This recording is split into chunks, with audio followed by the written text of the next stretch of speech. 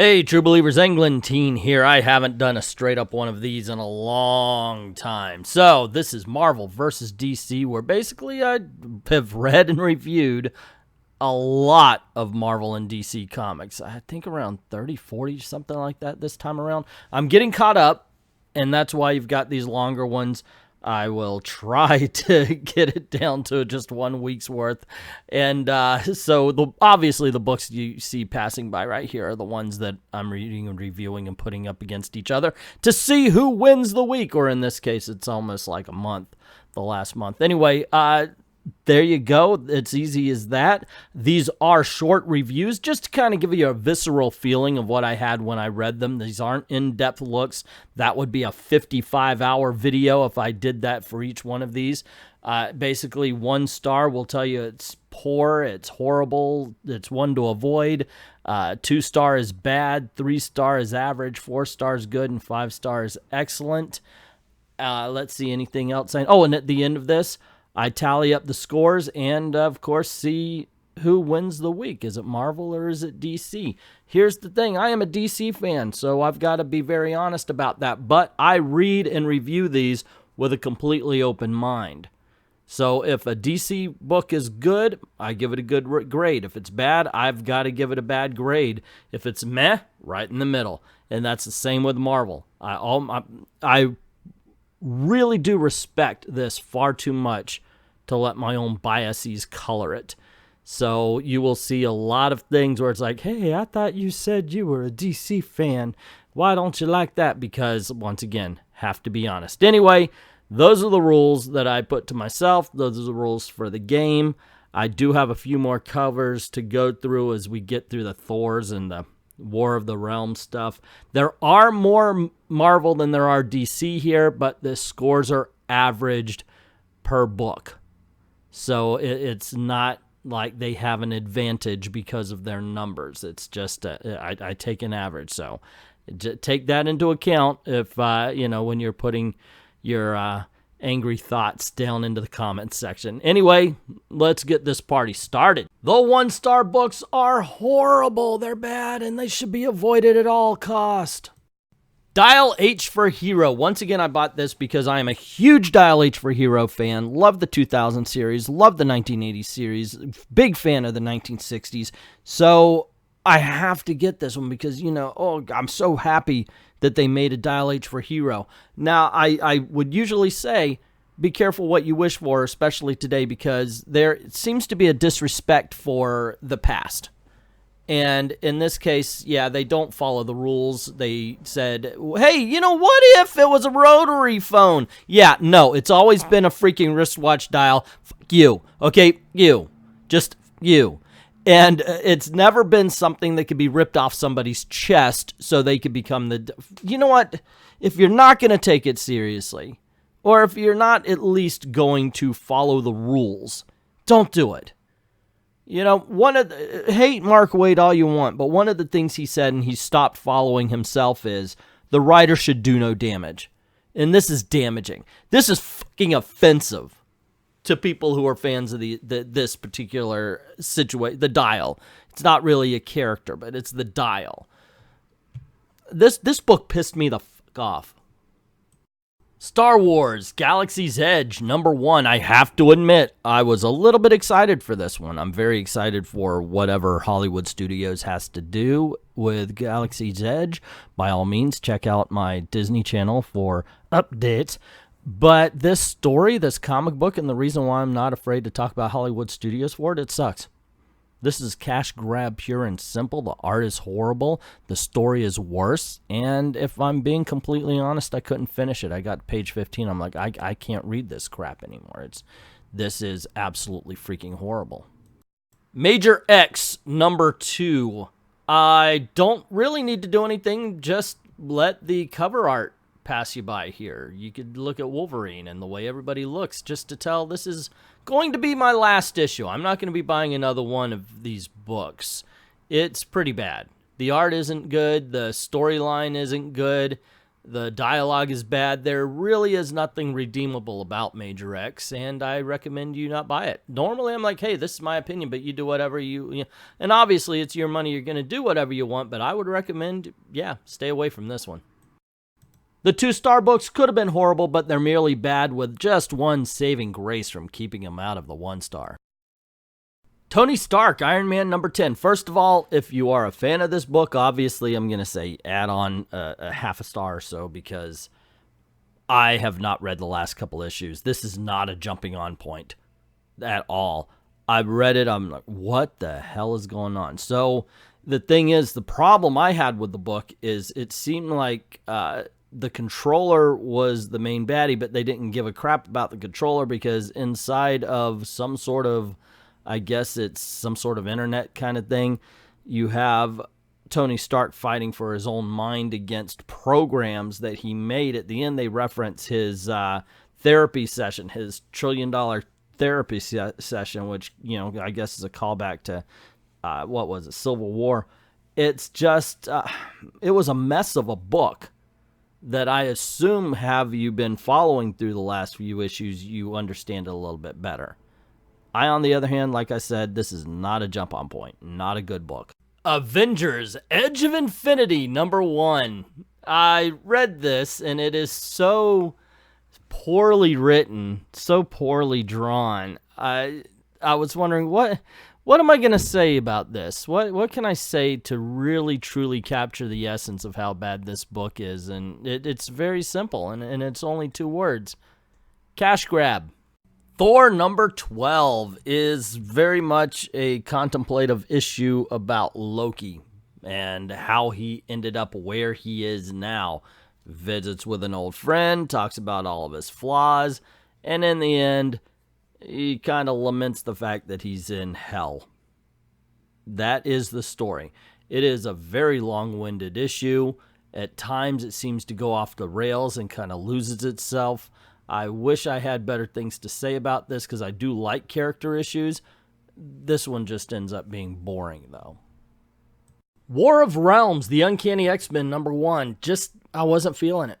I really wasn't. I didn't get the sense that this was tying into the War of Realms at all, as much as it was trying to get fans of War of Realms to try Uncanny X-Men. That's a big difference in a crossover. And I understand that all chapters of a crossover that aren't the main series, that's the whole purpose of it.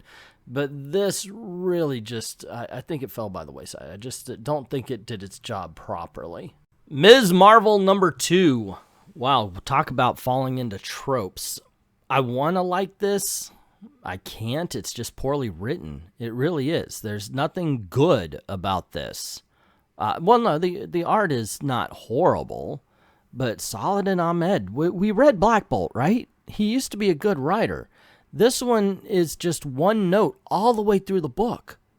I mean, there is no up and down. There's no get to know these characters and feel for them. If you are not already familiar, you're not going to learn anything new, and I don't know. I just didn't get into it.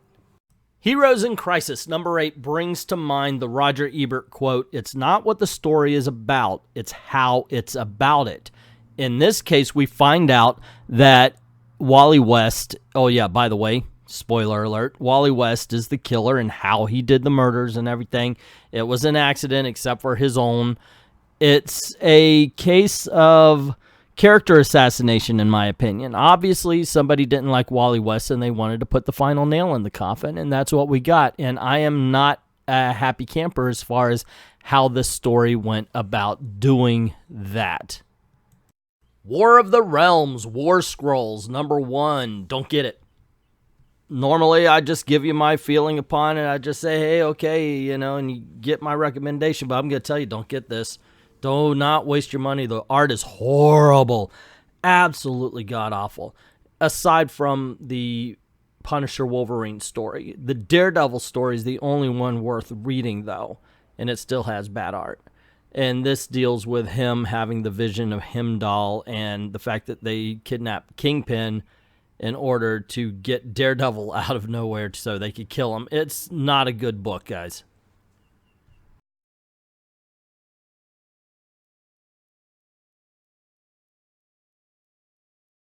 Star Wars Age of Rebellion special #1. All of them are #1s. It's not special at all. It really isn't. This is it's 36 pages.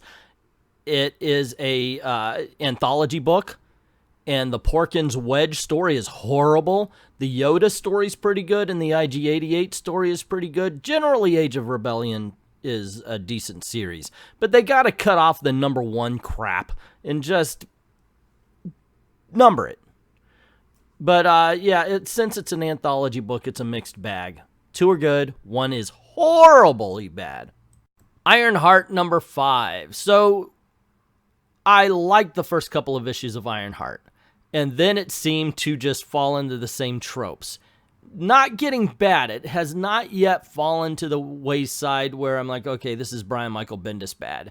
It hasn't gotten that bad yet. Eve What's-Her-Name is doing an okay job, but this issue is filled with all of the comic tropes, including the mustache-twirling villain who does something really, really stupid at the end. So, yeah, I'm really hoping she finds her footing again on Ironheart. This one could be good. Uncanny X-Men #16. Talking about the positives, I like the fact that we're getting a Brotherhood of Evil Mutants versus the X-Men fight. I enjoy that kind of thing. X-Man. Magneto kind of goes back to the ha-ha, I am the ruler of the evil brotherhood, ha-ha, sort of way that he was in the Silver Age. It's okay as far as that's concerned. I do like the fact that the mutants are mad at Cyclops for making a deal with Captain America for their criminal mutants. Overall, it's a decent book, but it just doesn't, I don't know, it's not thrilling me as it used to. Batgirl #34. I was praising Batgirl for a while. I thought it was getting very good, and it reached a peak in this storyline. Has been going on forever, this campaign thing. Now you've got these furries that are popping up wanting to take over Gotham's underworld. Not the underworld, more than they want to blackmail and protect rich people in Gotham who do bad things. It's tiresome. It really is. It's getting tiresome. And I think it's time to wrap it up and move on to another storyline. The Avengers #18. I can understand why people didn't care for this issue, considering the Avengers never appear. This is really about the Squadron Supreme, and it depends basically on how much you like that team if you like this issue. I do.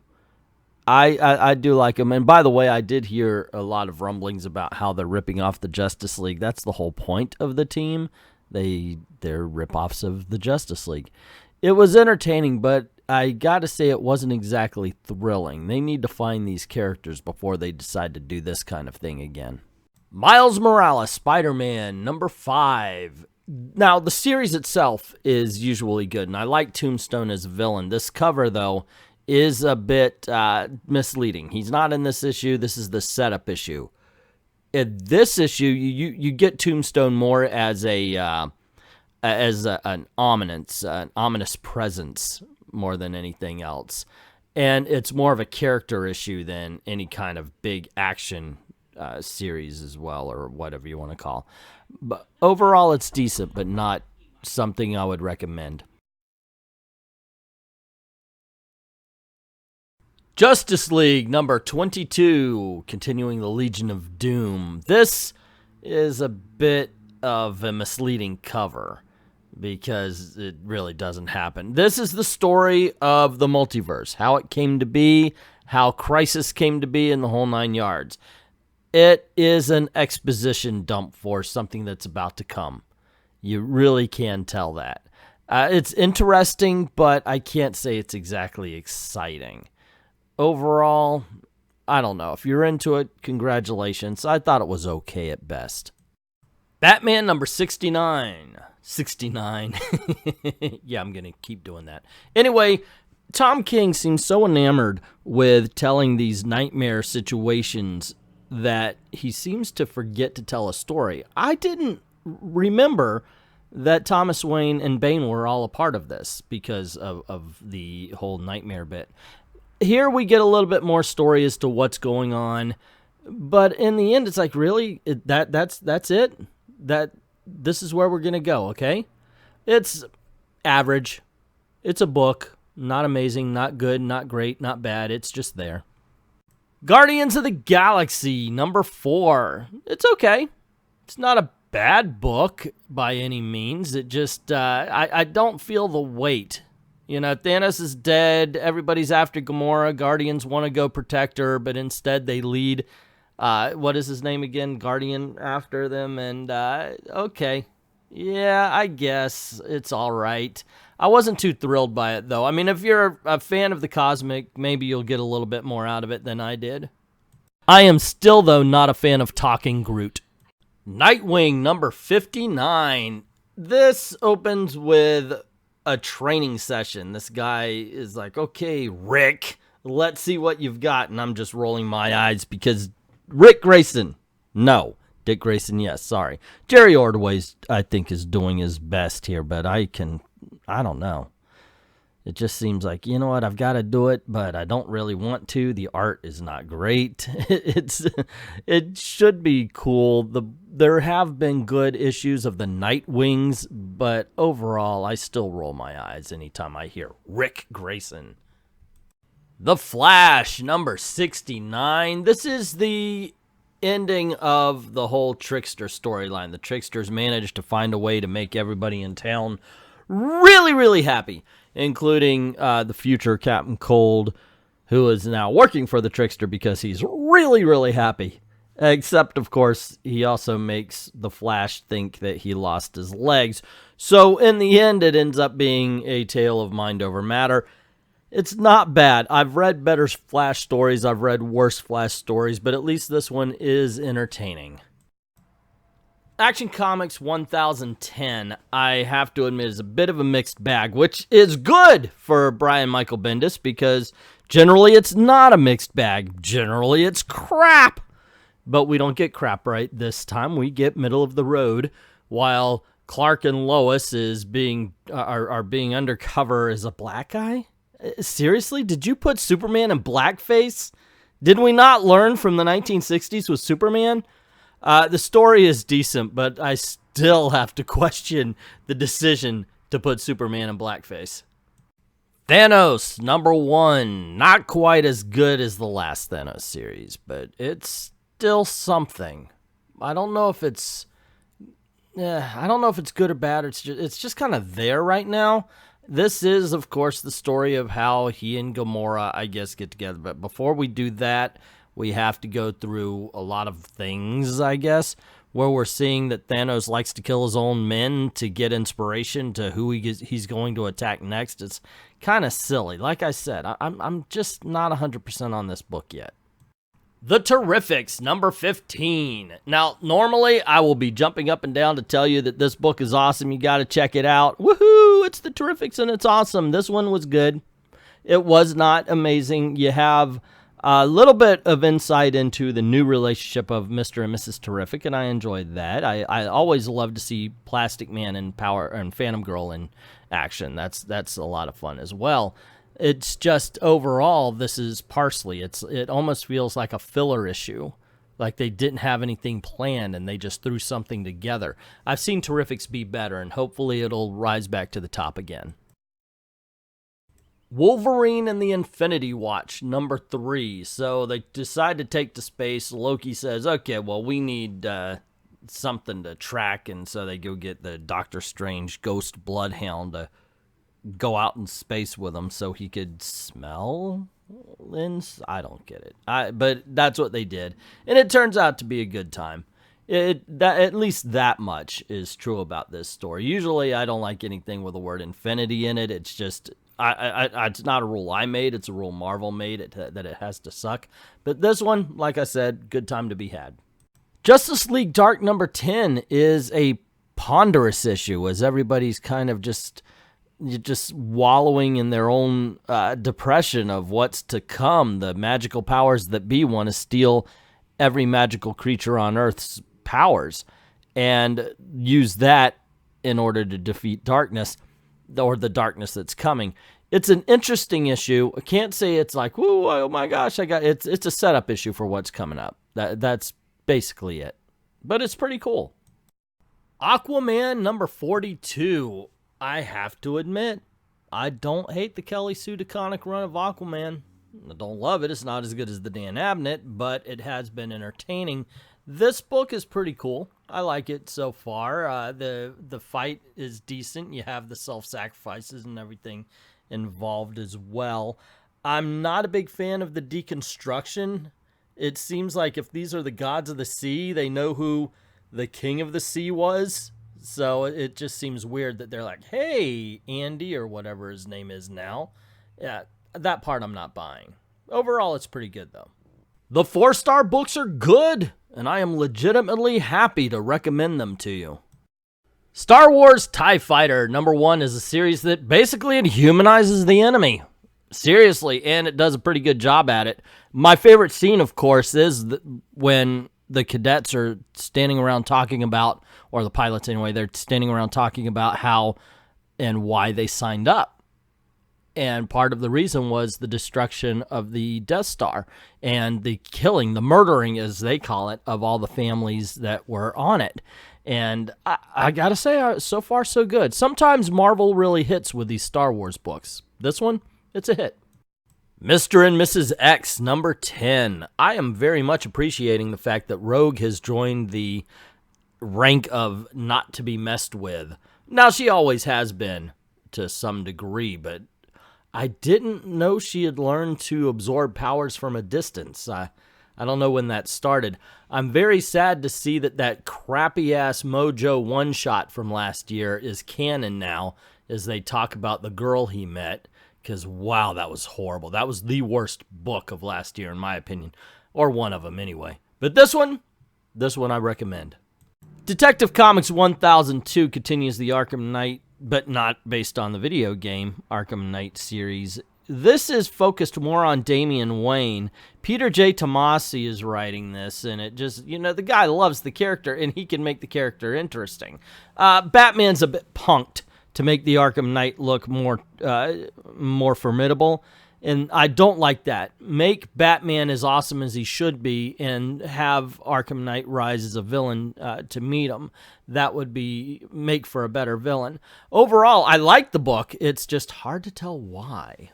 Wonder Woman number 69. This was an interesting issue. I mean, it was really a lot of fun, but they go into a town where Cupids are causing all sorts of trouble, making people really desire or act on their desires rather than just love, which of course sets off Aphrodite. So I don't want to reveal too much, just to say that it really is. It's really a cool story, and it's got a couple of twists that, while I can't say are completely surprising, they were definitely welcome. War of Realms number 2. The first 7 or 8 pages of this book are just recap of what is going on in the spin-offs and the tie-ins and all of that crap.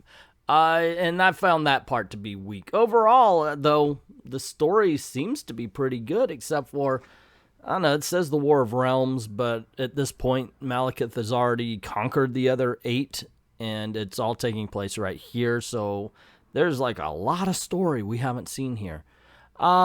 I don't know. I'm still on the fence about this. This one's a fun book, though, so I do have to give it its credit. The Silencer number 16 has some good character moments, but it's mostly an action book. And I think we're going to get even more story next week, because the story's really buried under the action this time. I do like this one scene where Silencer is in a hotel room, and she's realizing, wait a second, if I'm being sent to kill my sister, then how can I trust Talia al Ghul to look after my interests? And she decides to betray her again. So, yeah, I'm looking forward to number 17. 16's pretty good as well. This is a good series. Batman Beyond, number 31. So, after a trip to Arkham, by Bruce Wayne, I should say, he returns home. He returns to the Batcave, and he seems out of sorts, of course. We get a lot. This is a character issue, by the way.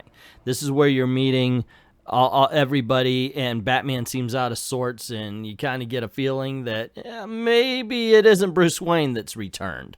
And that's the story. And it's amazing to me that this book that previously, in all honesty, I was like, iffy about, has become better to me than the original Batman series. Superior Spider-Man, number 5. Now, while I still say that this is a waste of a good villain, at least he's being written as a villain turned hero pretty well. And there is a scene in here I do particularly like where he said he's not being himself because he's Otto Octavius, one of the top 10 most wanted criminals. And he goes 5, and I love the fact that he defends that, and then says something along the lines of, and Red Skull shouldn't count because how are you going to compete with an actual Nazi? This is a clever, fun, and exciting book. I'm pretty glad I picked it up. The Amazing Spider-Man, number 20. So this continues the Hunted storyline. We have a little bit of a tiff between Kraven the Hunter and his son. The son thinks Kraven's sitting back and waiting for something is weak, so he rushes into the killing field to take care of some of the supervillains. It's been a lot of fun, and we do get the twist. We do get what Kraven's real plan is here, or at least a taste of it. Overall, like I said, I've liked the storyline so far, so good, and I'm still willing to find out what happens next. Spider-Man Life Story number 2, the 70s. As much as I really didn't like the ending of Captain America, the ending of the first one with Captain America, I gotta say I can't dislike this series so far. This issue deals with the Clone Saga. It's 10 years later. It's Spider-Man in the 70s. The Vietnam War is still going because he's helping both sides. Captain America is a fugitive, but that's a side story. That's not a main story. And it's got some great twists.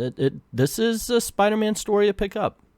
Doctor Strange number 13. He goes up against Galactus as Galactus is looking for sustenance in the mystical realms. He has a lot of trouble as well, begging the question, if Doctor Strange can't defeat Galactus, how can he possibly defeat eternity? I don't see it happening. I really don't. That's an inside joke, by the way.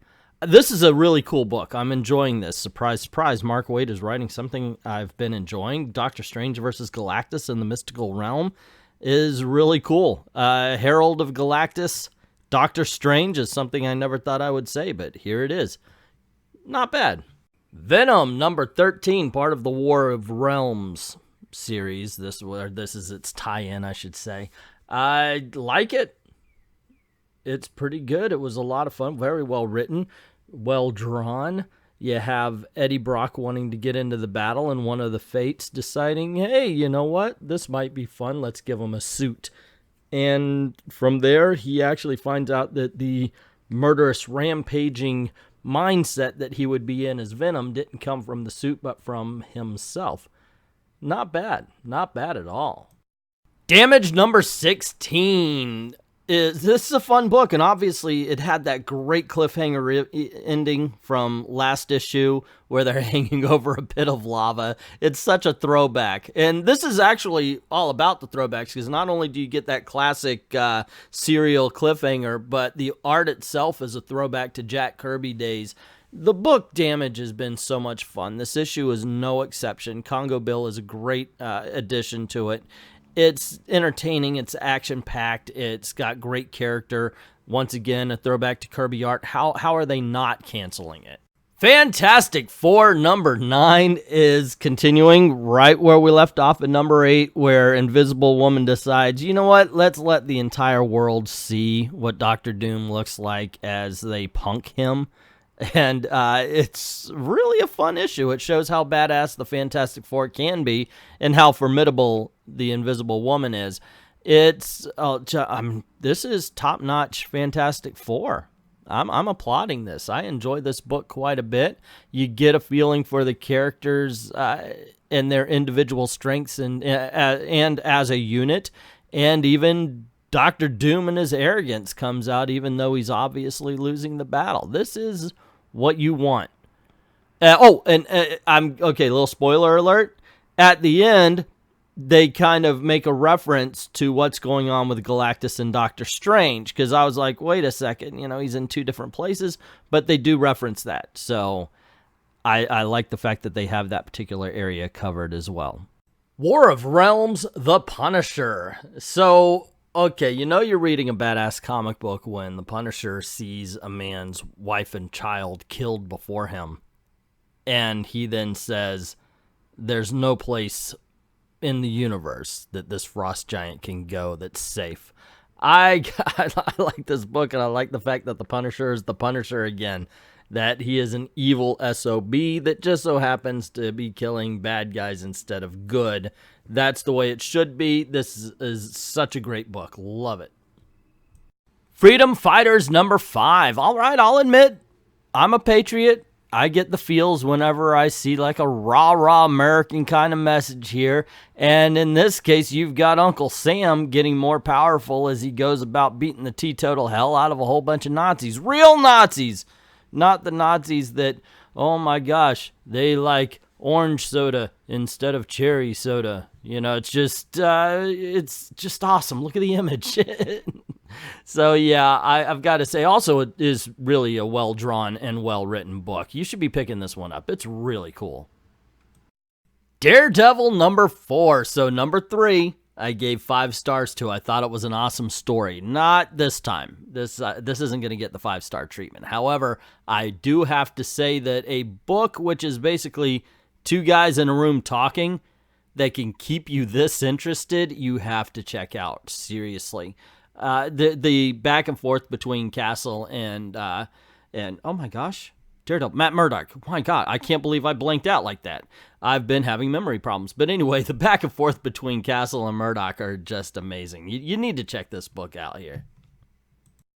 Naomi number 4. One of the best series coming out of DC right now is Naomi, and this issue just continues. We are finding more and more about her character, and now, of course, her parents. That's what this is. It's an origin issue for her parents. We find out where he's from, where she's from, as a matter of fact, how they got her, and why everybody's kind of nervous to talk about her origins. It's a very intriguing issue, has action as well as character moments. I love it. I've got to say, this is a really good book. The 5-star books are excellent. They may not be Watchmen quality, but man, they get the job done. This book, wow, Star Wars Vader Dark Visions number 3 it's an excellent book. It really does speak on obsession. I'm telling you, this is a seriously disturbed woman here who finds herself not in love with Vader, but in love with the idea that she has in her own head of Vader. Vader doesn't really factor into this. It's all her. She is bonkers. And it's a bit of a tragic tale. I'm telling you, this is a really deep book. If you can manage to get your hands on it, or just to read it even, it's definitely worth the time, definitely worth the money. So those are the reviews. Let's tally up the scores and see who wins the last couple of weeks. Is it Marvel or DC? Marvel Comics had 2 1-stars, 6 2-stars, 8 3-stars, 11 4-stars, 1 5-star. The score was 87. There were 28 comics with an average of 3.11. DC had 1 1-star, 1 2-stars, 9 3-stars, 6 4-stars, 0 5-stars with a score of 54. There were 17 comics with an average of 3.17. So there you go. DC Comics wins the last couple of weeks in spite of having less books out. They did pretty good. They put out some stinkers as well, but not as many. I'm sorry, but the War of Realms isn't as thrilling, I guess. So there you go, gang. The very first Marvel vs. DC proper in a long time. Let me know what you thought. What did I rate too high? What did I rate too low? Let me know in the comments below. Don't forget to click like, share, subscribe, hit that notification bell if you haven't done it already. And of course, click on one of the videos that should be popping up anytime now and saying, hey, watch me too. You might like that one as well. If you don't mind helping out the channel, go on over to Patreon or to Ko-Fi and drop $1 in the till. Help us keep the lights on. Help us keep making movies for you. Or click on my Amazon store in the description below as well, and maybe you'll find something cool to buy, and that helps out the channel as well. I'd like to thank everybody who's already done that, and to everyone, all of the true believers, thank you very, very much for watching.